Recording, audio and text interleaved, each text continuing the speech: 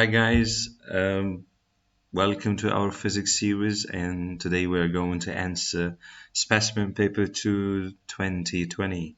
For question 1, which quantity is measured in newtons a seconds, ns?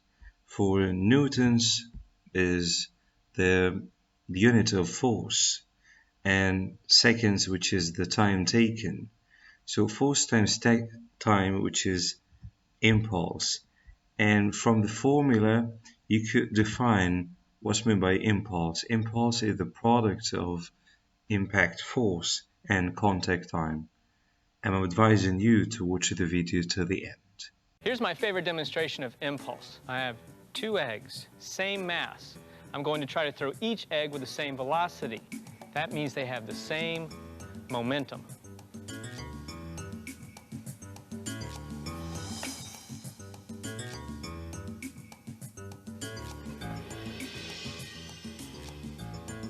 If the impulses were equal, why do we have such dramatically different results? The wall applies a big stopping force over a short time. The sheet applies a smaller stopping force over a longer time period. My students say the sheet has more give to it. Both stop the egg, both decelerate the egg's momentum to zero, but it takes a smaller force to reduce the egg's momentum over a longer time.